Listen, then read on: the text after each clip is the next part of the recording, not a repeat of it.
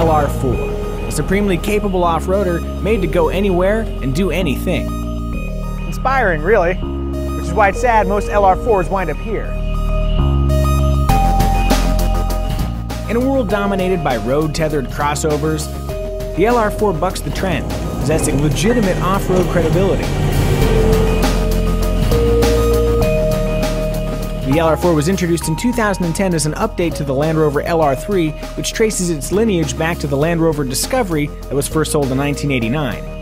While not a complete redesign, the LR4 does feature numerous improvements over the previous model. Key among them, a new aluminum 5-liter V8. Utilizing variable camshaft timing and direct injection technologies, the engine produces 375 horsepower and 375 pound-feet of torque. Interestingly, the same engine also powers the Jaguar XF sedan, but for Land Rover duty, it has a deeper oil sump for driving at extreme angles, and they've waterproofed the belt drives, AC compressor, alternator, power steering pump, and starter motor. Power is sent to the standard 4-wheel drive system via a 6-speed automatic transmission that busts out super smooth shifts. The LR4 can tow around 7,700 pounds, and 0 to 60 acceleration takes 7.5 seconds. Not bad for a vehicle with a curb weight of nearly 3 tons. Fun fact, the LR4's gross weight of 7,143 pounds means it's classified as a multi-purpose vehicle, so it's not subjected to the luxury tax. Tricky, tricky. All that heft helps with taxes, but not with fuel economy. Expect 12 miles per gallon in the city and 17 miles per gallon on the highway. So despite its 23-gallon tank, you might want to bring a jerry can or two if you're headed out to the desert. There's no doubt the LR4 is meant to be driven to remote locations. There's a 2-speed transfer case, locking center differential, optional locking rear differential, and look here.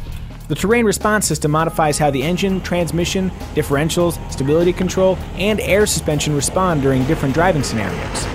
There are 5 different settings, including snow, sand, mud, rock crawling, and the comparatively dull general driving. One cool feature is the new sand launch control that allows very little wheel slippage, helping to prevent you from digging the LR4 up to its axles in sand. Also cool is the air suspension. Access mode lowers the LR4 by 2 inches so Grandma or the Keebler elves can board more easily. Then there's off-road mode, which raises the LR4 more than 2 inches, creating 9.4 inches of ground clearance. Even with all that capability, most LR4s won't be driven anywhere cooler than Trader Joe's or a John Mayer concert. So how does it drive on the road? It drives better than the LR3 it replaces. It's got a nice smooth ride, the turning radius is a decent 37.6 feet, it accelerates quickly, and it decelerates nicely.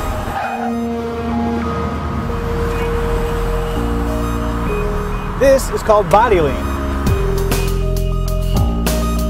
This is dive, and this is squat. All the excess body motion is kind of fun, but not for the right reasons. Something else we've noticed, if you enter a corner a little too eagerly, the stability control system won't just correct for oversteer and understeer, it will slow you down if it deems your speed too ambitious. Here, let me show you. The throttle is floored. The system's kind of a buzzkill, but it's also trying to keep all of this mass rolling down the road instead of flipping down the road. So who are we to complain?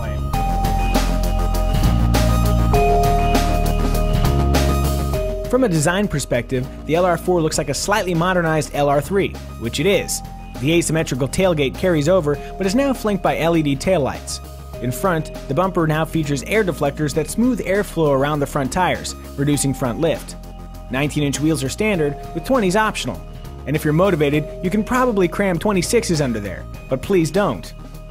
Inside, the interior features a simplified instrument panel with fewer buttons and more soft-touch surfaces. 5-passenger seating is standard, while a 3-row 7-passenger option is offered for $1,100. Fold all the seats, head to IKEA, and you'll have a flat 90.3 cubic feet to work with.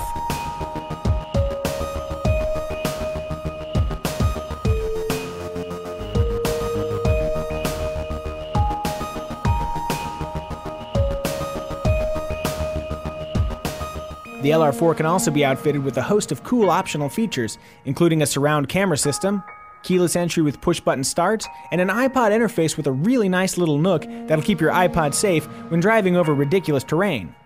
There's also a nav system with an intuitive interface and an optional 480-watt, 14-speaker Harman Kardon audio system, in case the standard 9-speaker Harman Kardon unit isn't dazzling enough for you. Base price for the Land Rover LR4 is $48,100. Load it up and you can spend more than $60,000. For a few thousand more, you could drive the Lexus GX460, or for an extra 10 grand or so, you could drive a Mercedes-Benz GL450. For the money, we think the Land Rover LR4 is a solid contender.